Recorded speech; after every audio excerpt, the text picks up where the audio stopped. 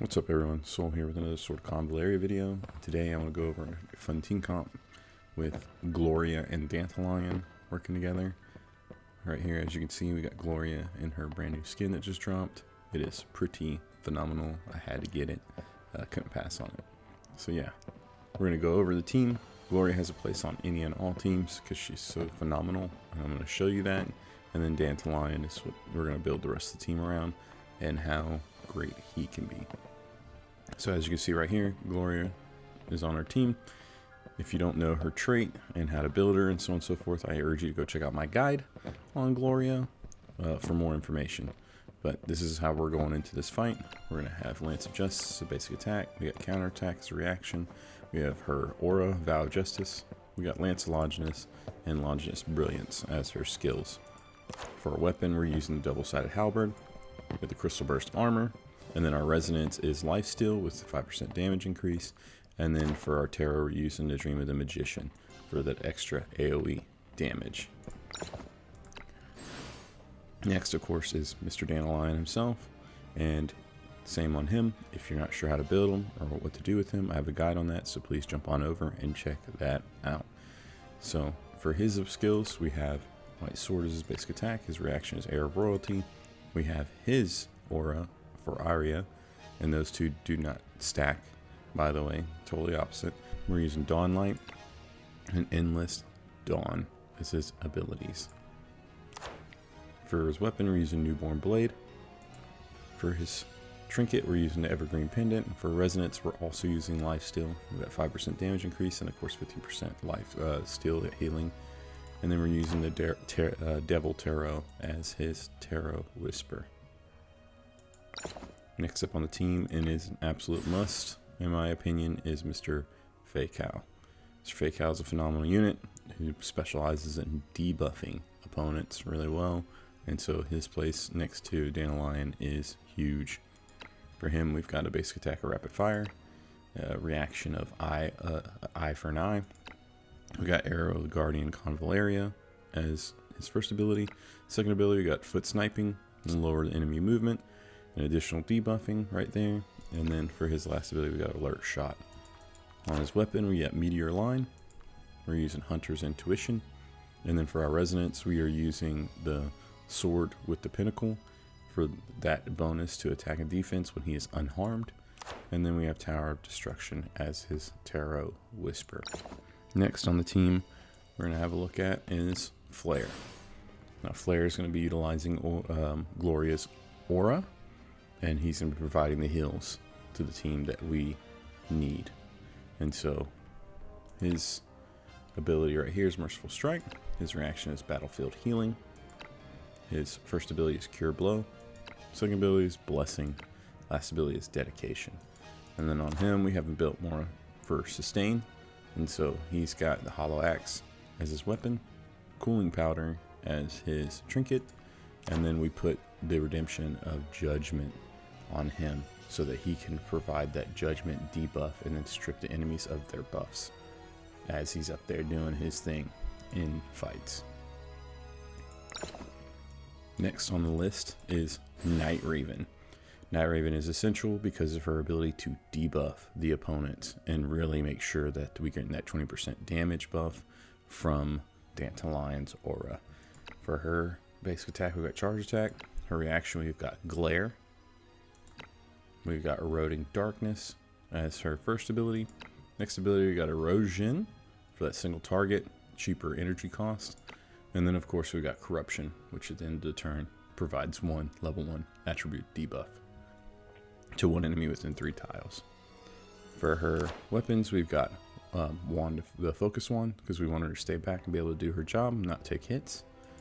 We are in the Disaster Bottle, and then we got the Double Wand Resonance, just so we get those extra buffs whenever we are casting and using abilities. And then we have, for our Tarot Whisper, the Guidance of the World. That way we can keep her full of energy and using her abilities whenever we desire. Now for the last slot, I have Edda on the team. This can easily be replaced by Magnus, who I do not have, but Magnus probably bring the best synergy here, and he's a tank on top of that. However, I had to utilize Edda, and I had no issues. I loved it, and what she provided to the team was extra damage in all kinds of ways and zone control. So really, really good. For her basic attack, we got Dispelling Strike. Her reaction, we got Shelter Advantage. We're running Wine Barrel Casting as her first ability. That's going to provide that magic, that liquor. It gets that magic defense down by 40%, and then it also reduces their speed and movement. Really, really good. We also have Fortification, gives us high ground, extra damage. And then we're Guiding Gleam as her final ability, which gives us that damage up, and magic defense up, and move up. It's really, really good. On her, we're running Meteor Line as well, because we want her to do some debuffs. We're running that Disaster Bottle as well. And then, of course, Destruction of the Tower as well. So, yeah, that's the team. We'll just get right into the fight. Now, this unholy union, if you will, is best seen in action against the Papal State.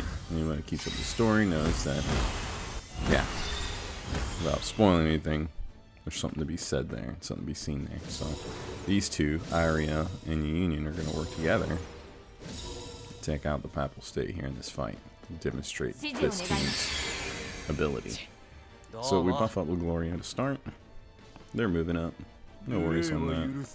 We're just going to sit tight and wait, start turn, and wait for them to come to us a little bit. Night Raven goes out with the first hit. He sets up an alert. We get high ground, start getting ready, and we buff. The Seekers on the right are going to be faster and come at us sooner. I should say they're not faster, but they come at us sooner. So we want to get them out fast.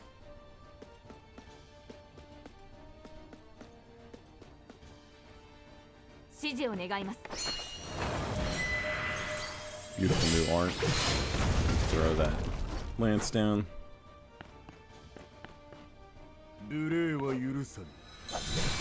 First bit of damage to go out. Not terrible. Super solid hit. This fight is on hard mode, so they hit hard. Faycal taking care of him easily. Dantalion gets the heal. And we debuff all these guys. Take one out. Dantalion gets buffed and healed again.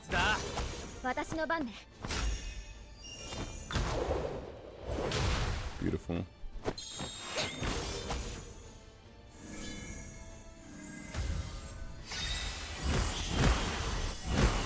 So we let them come to us. We don't have a proper tank to shield the damage, so we're just going to have to soak some of it up on our guys, like you see here on Night Raven. However, we're debuffing them so much that we really don't have anything to fear when it comes to their damage. They're not hitting nearly as hard as they would if they were full strength. Good solid AoE hit from Gloria, and the heals start here. The assisted attack from Edda. They focus on that banner. That's good zone and control there, using Edda's liquor and Gloria's banner. They can't do anything else, so they're just going to target that and focus on that. A little bit of damage. That hit would have hit a lot harder if he wasn't debuffed. Good, solid damage there. And every time something dies, the Dantalion gets stronger and heals.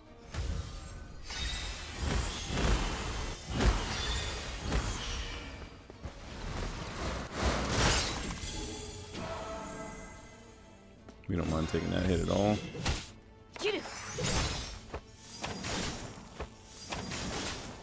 Gloria's eating it up. Strike back wasn't the strongest, but it's okay. AoE hits pretty decent. Good heals.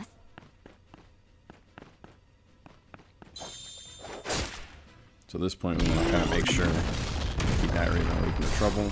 We use that ability right there, Ragnarok, to make sure we get rid of that healing pylon. Sets us up well to kill these units right here. The amount that Dantalion just got buffed is insane. At this point, Dantalion can start working in front and kind of just taking the hits because he's got so many buffs. But I think we're going to take Dantalion over and take care of that other pylon.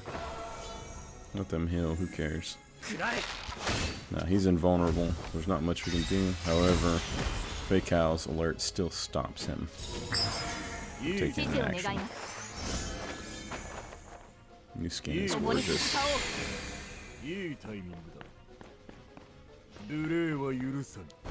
Yep, Dantalion's come over, take care of the pylon, maybe draw the opponent, but they see how strong he is, so I don't think they're going to come over to him. The AI targets based on strength first, what it seems. If a unit's incredibly weak, the AI will almost go out of their way to go for that unit.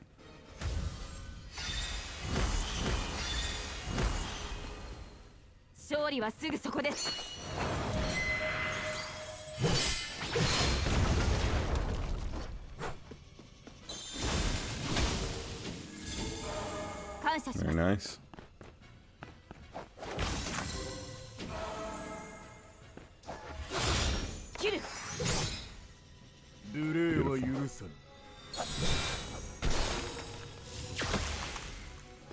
No more heals from that. We do have to get out of our way to take care of those invincibility pylons up there. That's okay. Lots of debuffs and good damage from Faycal. Put that liquor down, get ready, and start doing some good magic damage. And then a good buff from Edda.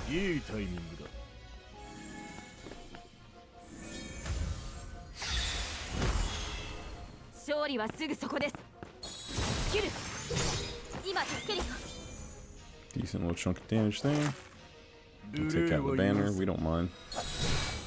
8,000 damage to a magic tank. Set up an alert on Faycal again. Just zoning and controlling these enemies. We don't care that they're invulnerable. We're just going to waste their time. They're debuffed enough that they're not really bothering us anyways. The newer units that come walking over pose a bigger threat because they're not debuffed. We're going to teleport Gloria behind and go take care of those invincibility pylons. Flare does a good job finishing that. Some extra debuffs there from Faycal. And Dantalion's able to soak those absolutely big hits. Anyone that knows from fighting these guys, those are big hits, and he's just soaking them up. Because they're so heavily debuffed and he's so heavily buffed.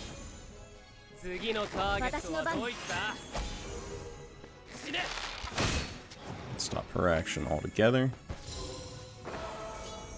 Great job with Faycal.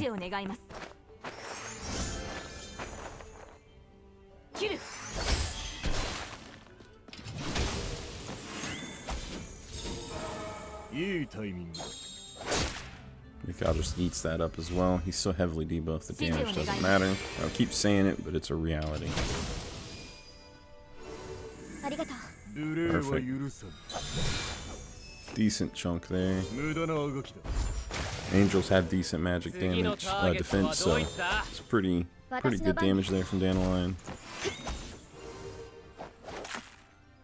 The damage is so low. It's such a powerful ability. Just want to showcase how beautiful this skin is right here. And that's it. Good stuff right there. So yeah, that's the team. Gloria's new skin looks phenomenal. These two definitely work together well in what I like to call an unholy union. It's a really fun dynamic. Without Magnus, I'm forced to kind of zone and kite the enemies, which I don't mind. I enjoy playing that way anyways. With Magnus, you can be a little more up front and just tank the hits and just walk right into them. Otherwise, without him, I'm forced to let them come to me and zone and control their movement. But yeah, this team's fun. I hope you enjoyed this video. I thought it'd be fun to kind of showcase these units and how they can be used in this way. And yeah, we have a Discord. I'll put it down in the description. Feel free to jump in and join us, where we talk about the All Things games. Here soon, we're going to be having some competitions and tournaments, get some PvP action going and whatnot. We'd be more than happy to have you. There's a Patreon as well. Feel free to jump in there if you want to support me and all the channel efforts to make sure we're able to provide the best content and the most up-to-date content in pursuing new characters.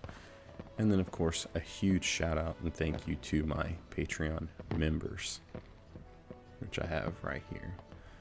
Without anything else, I appreciate you. I hope you have a great day. Good luck in all your Sword of Convallaria gameplay and everything you do adventuring there. Catch you later. Bye.